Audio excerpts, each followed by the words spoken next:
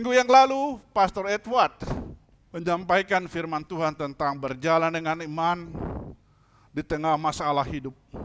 Selama kita masih hidup, masalah itu akan selalu ada. Dan minggu ini kita masih berada pada seri yang sama. Masuk bagian yang ketiga dengan judul berjalan dengan iman ketika ada keraguan.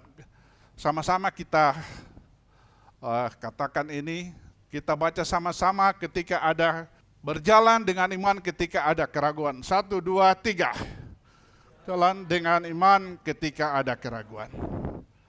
Keraguan artinya kebimbangan, kebingungan, atau kurang percaya. Keraguan lawannya percaya. Almarhum Michael Jackson pernah berkata, dengarkan baik-baik. Di dunia yang penuh dengan keraguan, kita harus tetap berani percaya. Katakan amin. Jadi di dunia yang penuh keraguan, setiap saat keraguan ini datang di kehidupan manusia. Tapi Michael Jackson berkata, kita harus tetap berani percaya. Hari ini, bukan Michael Jackson, firman Tuhan melalui Jason Pobuti berkata, ketika ada keraguan, berjalanlah dengan iman. Ada amin? Haleluya. Mazmur 62 ayat 8 berkata, pada Allah ada keselamatanku dan kemuliaanku. Gunung batu kekuatanku, tempat perlindunganku ialah Allah. Percayalah pada Tuhan setiap saat dan ceritakan padanya semua masalahmu karena Dia adalah tempat perlindungan kita. Minggu ini kita akan belajar alasan kita tidak percaya Tuhan. Karena kita meragukannya. Padahal firman Tuhan berkata, pada Allah ada keselamatan dan kemuliaanku. Gunung batu kekuatanku, tempat perlindunganku, ialah Allah. Kalau sudah Allah tempat perlindungan kita, kenapa masih kita ragu di dalam kehidupan ini? Firman Tuhan itu cukup powerful. Mengapa ayat ini tidak bekerja dan tidak berfungsi di kehidupan orang percaya? Alasannya, karena ada keraguan atau tidak percaya. Jadi seluruh janji Tuhan, firman Tuhan itu tidak bekerja di dalam kehidupan orang Kristen karena penuh dengan keraguan atau tidak percaya. Hari ini kita mau belajar pertama 4 hal yang dapat dilakukan ketika ada keraguan.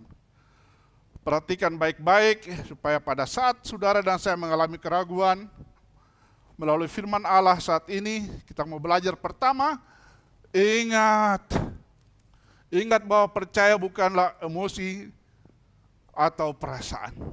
Ingat bahwa percaya bukanlah emosi atau perasaan. Yohanes 14 ayat yang pertama berkata, jangan gelisah hatimu, percayalah kepada Allah, percayalah juga kepadaku. Ini message daripada Tuhan Yesus, percaya bukanlah emosi dan perasaan. 2 minggu yang lalu saya sempat sampaikan hal yang sama. Iman bukanlah perasaan, tetapi tindakan. Jadi malam itu, sebelumnya saya berbicara dengan murid-muridnya tentang perbedaan antara percaya, iman, dan perasaan. Dan perbedaan tindakan dan perasaan. Yohanes pasal 14 ayat 1 berkata, jangan gelisah hatimu, percayalah kepada Allah, percayalah juga kepadaku.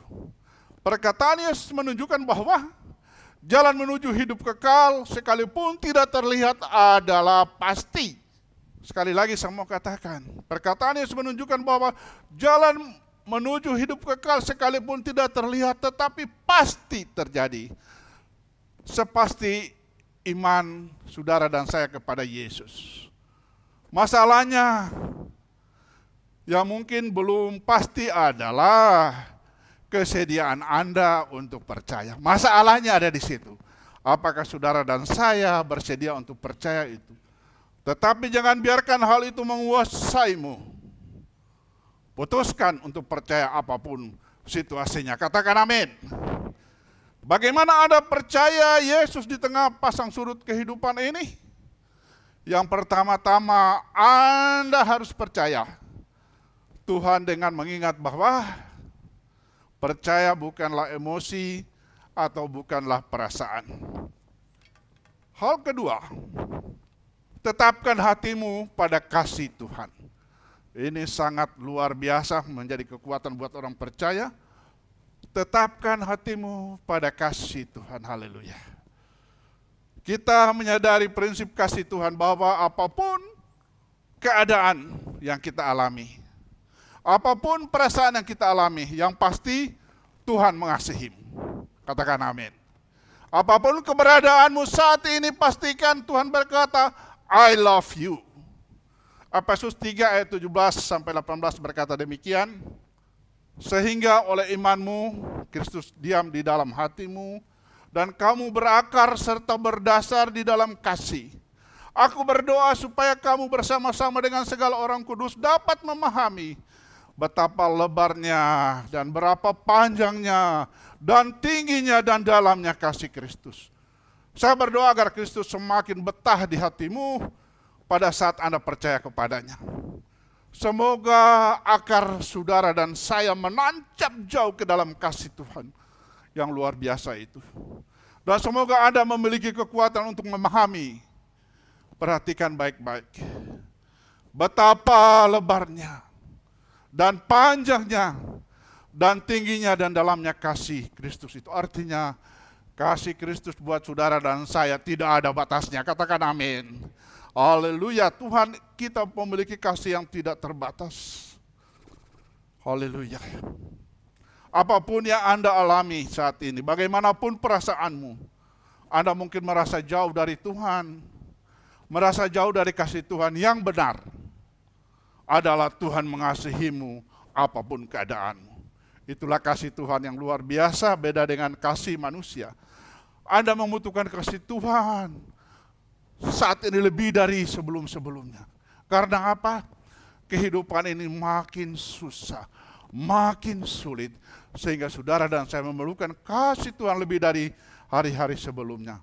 Arahkan hati dan kasih Tuhan. Itulah yang Anda harus lakukan ketika ada keraguan atau merasa tidak percaya hadir dalam hidupmu. Yang ketiga, yang kita harus lakukan, tetapkan pikiranmu pada hal-hal yang kekal. Ayat ini, hal ini pernah 2 minggu yang lalu juga kita bahas. Kolose 3 ayat 1 berkata demikian. Karena itu kalau kamu dibangkitkan bersama dengan Kristus, carilah perkara yang di atas, di mana Kristus ada duduk di sebelah kanan Allah. Tetapkan pikiran Anda pada hal-hal yang kekal. Itu pesan firman Tuhan. Kita menetapkan pikiran pada apa yang Kolose pasal 3 ayat 1 katakan. Sejak Anda telah dibangkitkan ke kehidupan baru bersama dengan Kristus, arahkan pandanganmu pada realitas surga, di mana Kristus duduk di sebelah kanan Allah dan Dia berdoa buat saudara dan saya. Carilah perkara yang di atas, berarti berupaya menempatkan prioritas-prioritas surgawi dalam perbuatan kita sehari-hari. Saya ulangi, carilah perkara yang di atas berarti berupaya menempatkan prioritas-prioritas surga dalam perbuatan kita sehari-hari. Memikirkan perkataan di atas berarti berkonsentrasi pada hal-hal yang kekal, bukan yang sementara. Motivasi dan alasannya adalah kekekalan yang telah Tuhan rencanakan buat kita dan merupakan tujuan akhir hidup kita. Kenapa kita harus memikirkan hal-hal yang di atas? Karena ada surga yang disediakan buat saudara dan saya. Ayub berkata, Tuhan, bahkan jika ini adalah akhir dari hidupku, bahkan jika saya tidak hidup lagi, Tuhan, saya akan tetap mempercayaimu, karena saya masih memiliki surga. Katakan amin. Biar kita memiliki iman seperti Ayub. Walaupun saya mati, saya menderita di bawah kolong langit ini, saya akan tetap mempercayai Tuhan.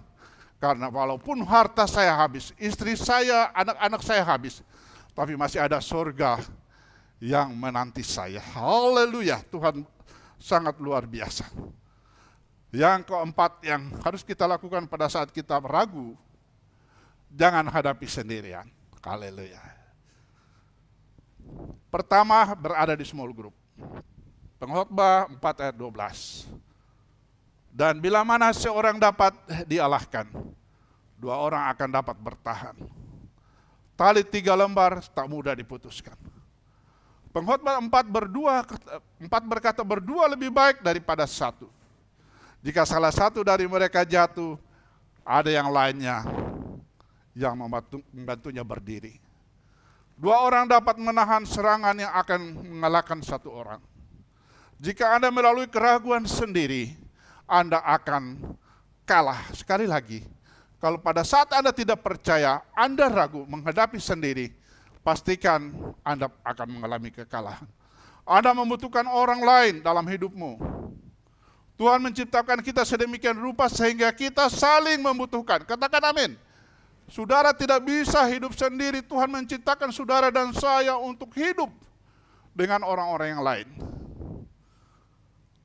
Jangan menghadapi keraguan sendirian.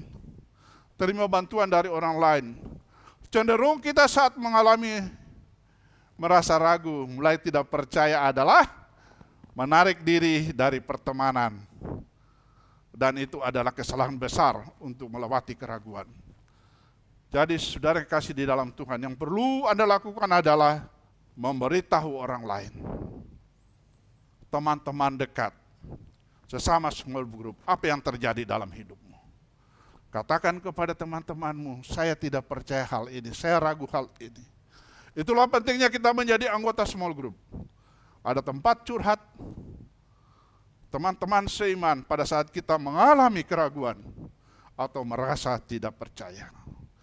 Artinya kita tidak fokus pada diri kita sendiri, tetapi kita fokus kepada Tuhan dan orang lain. Kita diciptakan untuk tidak hanya mengandalkan diri kita sendiri, tetapi kita ditakdirkan untuk menemukan kekuatan dari orang lain. Katakan amin. Kiri kanan katakan, saya perlukan engkau, saya perlu kekuatanmu. Jadi jangan pernah mau menghadapi sesuatu dengan sendirian. Haleluya.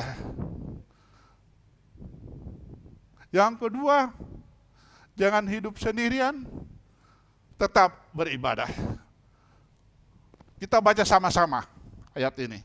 Ibrani 10 ayat 25. Hitungan ketiga, 2, 3.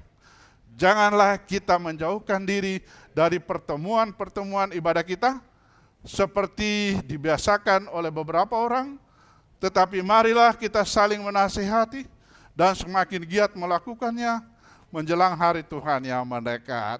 Haleluya.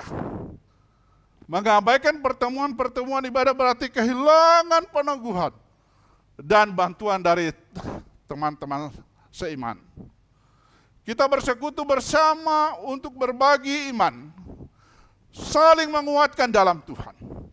Sementara kita semakin mendekati hari kedatangan Tuhan yang kedua kali, kita akan menghadapi banyak pergumulan rohani. Prinsip utamanya, kesulitan jangan pernah menjadi alasan untuk tidak mengikuti kebaktian di gereja. Sekali lagi, kesulitan jangan pernah menjadi alasan untuk tidak mengikuti kebaktian di gereja. Sebaliknya, ketika kesulitan muncul, kita hendaknya berusaha lebih keras untuk setia mengikuti persekutuan. Jemaat yang dikasihi Tuhan, 2,5 tahun kita melaksanakan ibadah online. Kemudian mulai awal tahun 2022 kita mulai melaksanakan ibadah live streaming, on-site dan online karena COVID-19. Seluruh dunia melakukan hal yang sama dan saya percaya Tuhan pasti memaklumi keadaan itu. Saat ini pemerintah sudah melonggarkan PPKM dan sudah mengizinkan gereja untuk beribadah dengan kapasitas 75%. Dengan ketentuan bagi jemaat yang sudah vaksin kedua, kita berdoa semoga pada waktu dekat ini gereja bisa dipakai 100%. Berkenaan dengan kondisi saat ini, saya sebagai hamba Tuhan menghimbau berdasarkan Ibrani 10 ayat 25 tadi sebagai berikut. Satu jemaat yang dikasihi Tuhan, mari usahakan minimum sudah vaksin kedua dan segera vaksin booster supaya dapat beribadah dengan bebas. Yang kedua, mari kita kembali beribadah di gereja, on-site. Karena itu perintah Tuhan. Saya berharap kita akan mulai recovery beribadah on-site pada ibadah Jumat Agung dan Paskah. Sebagai komitmen, back to APL Tower, meet me in Galilea. Katakan amin. Saudara, melalui mimbar ini, saya menghimbau supaya kita kembali lagi. Bukan berarti kita tidak ada online service, tetap ada. Tetapi kita harapkan seluruh jemaat yang ada di Jabodetabek ini dapat kembali berkumpul di tempat ini, bersekutu, karena itu adalah perintah Tuhan. Jangan menghadapi saat keraguan sendirian, tetapi berada di small group dan tetap beribadah. Haleluya. Pelajaran kedua hari ini. Tetaplah percaya dalam keadaan apapun. What next yang hari-hari kita alami dalam kehidupan ini. Tetapi kenyataannya adalah banyak alasan mengapa kita tidak ingin percaya Tuhan. Saat ini saya hanya menyampaikan ada 4 hal. Pertama, tetap percaya ketika Anda khawatir dan cemas. Tetaplah percaya dalam keadaan apapun. Yang pertama pelajaran kita, tetap percaya ketika Anda khawatir atau cemas.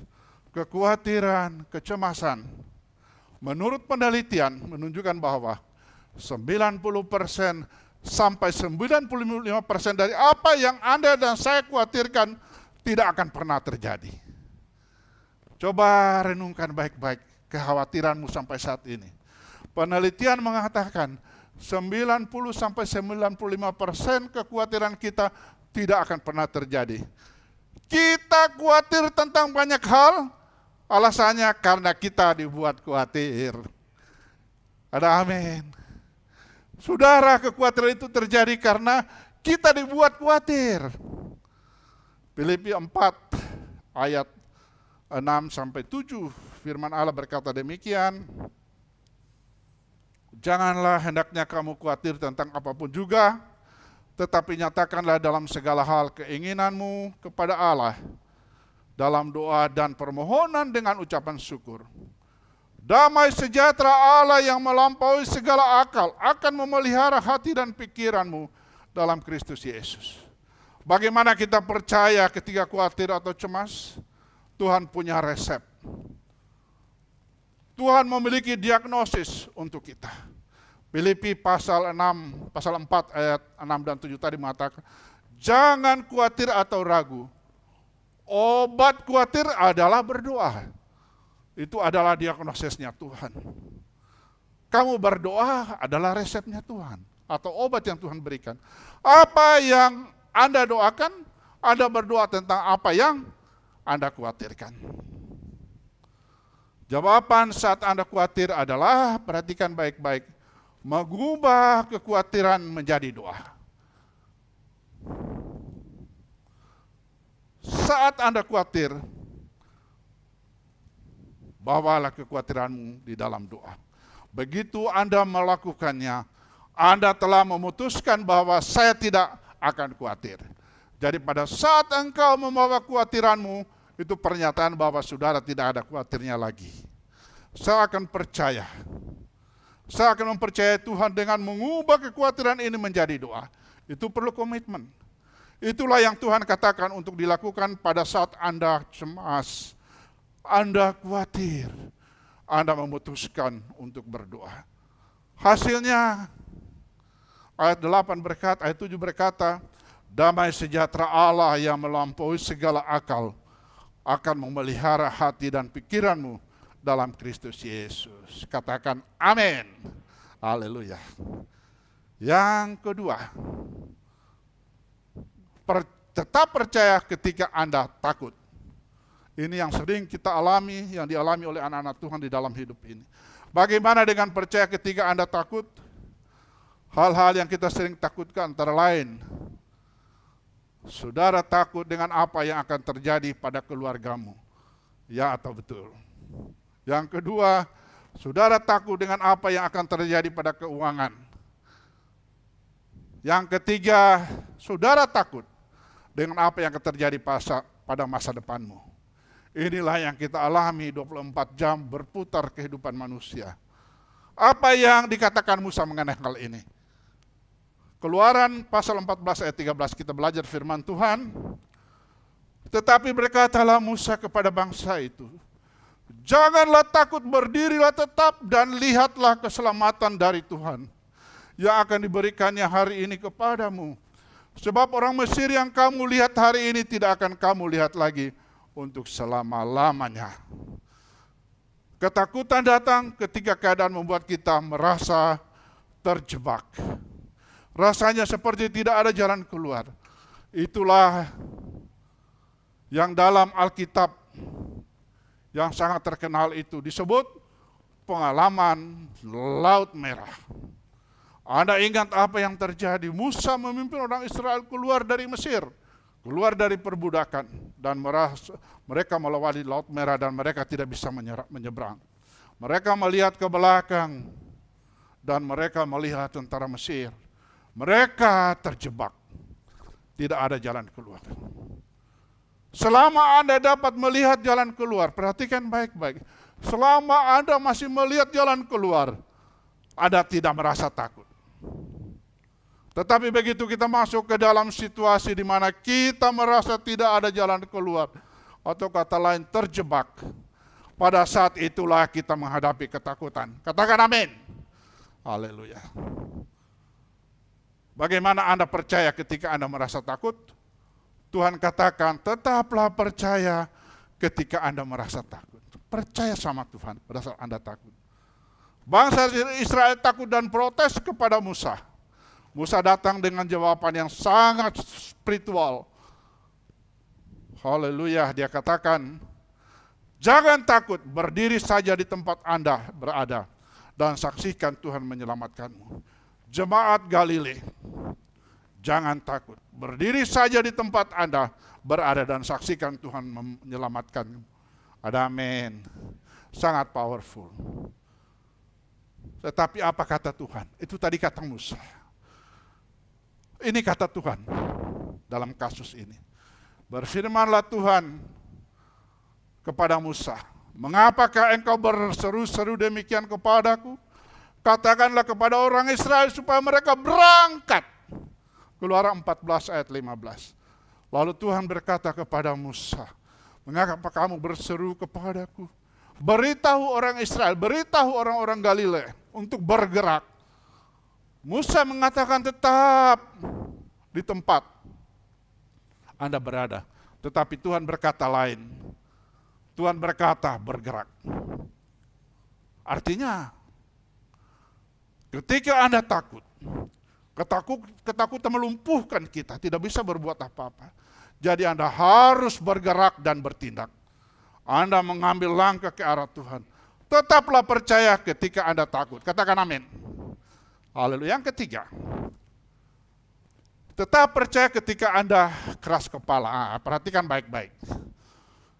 Kita akui bahwa kita kadang keras kepala.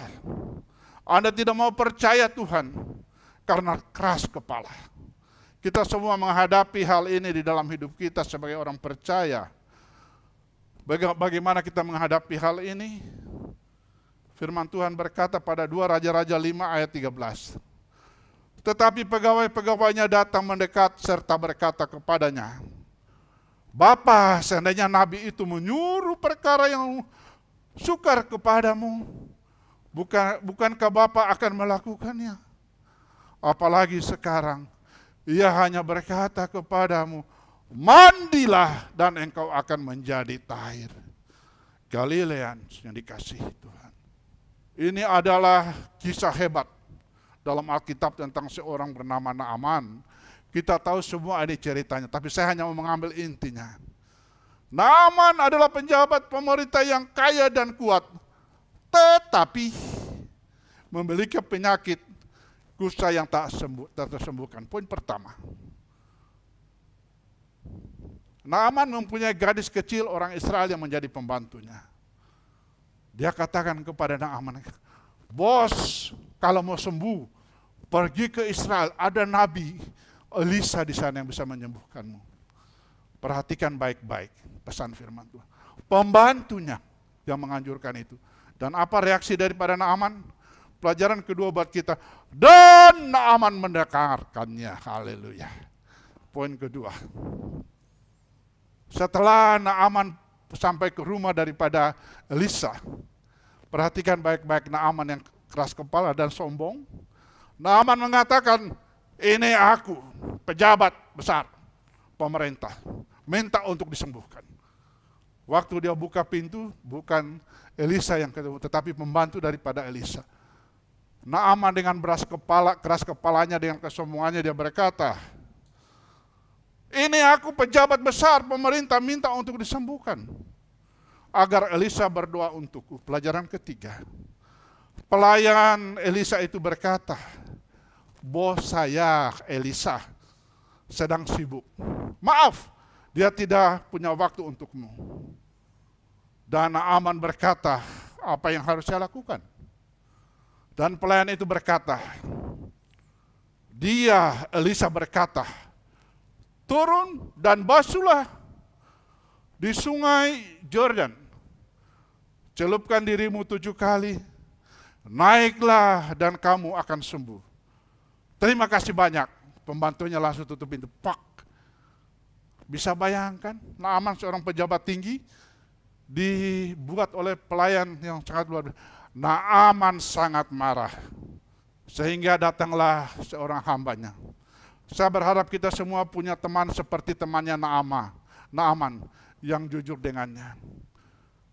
Hamba yang baik hati ini datang kepada Naaman dan berkata, ayahku, jika seorang nabi menyuruhmu melakukan sesuatu yang besar, tidakkah kamu akan melakukannya?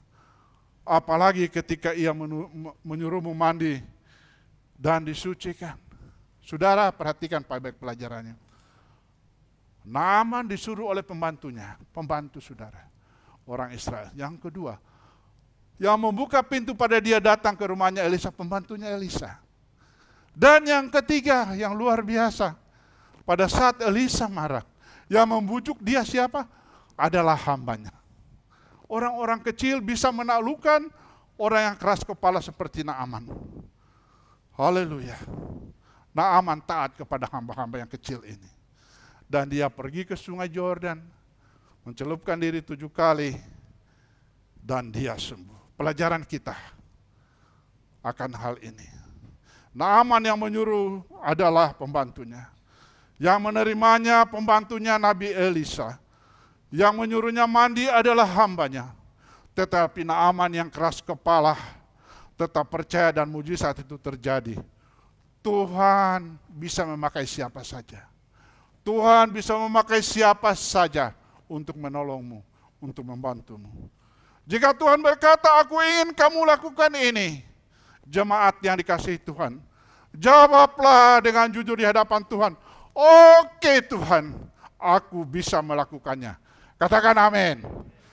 Mulai hari ini dan besok kalau Tuhan menyuruh kamu melakukan sesuatu, katakan kepada Tuhan, oke Tuhan, saya siap melakukannya.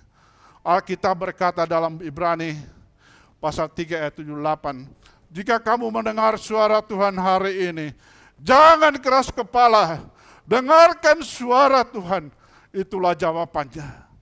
Tidak mendengarkan apa pendapat dan kata orang lain. Jika Anda mendengar suara Tuhan, jangan keras kepala. Naaman keras kepala tetapi tetap percaya melalui pembantu-pembantu dan hambanya. Dan mujizat itu terjadi. Katakan amin. Yang terakhir saya undang para pemain musik dan singer untuk ke depan. Yang terakhir tetap percaya ketika Anda lelah. Kita sering capek saudara. Mazmur 143 ayat 4. Semangatku lemah, lesu dalam diriku. Hatiku tertegun dalam tubuhku. Apa yang Anda lakukan ketika Anda merasa seperti yang dialami Daud? Daud berkata, aku telah putus asa dan seluruh tubuhku mati rasa, dalam terjemahan yang lain.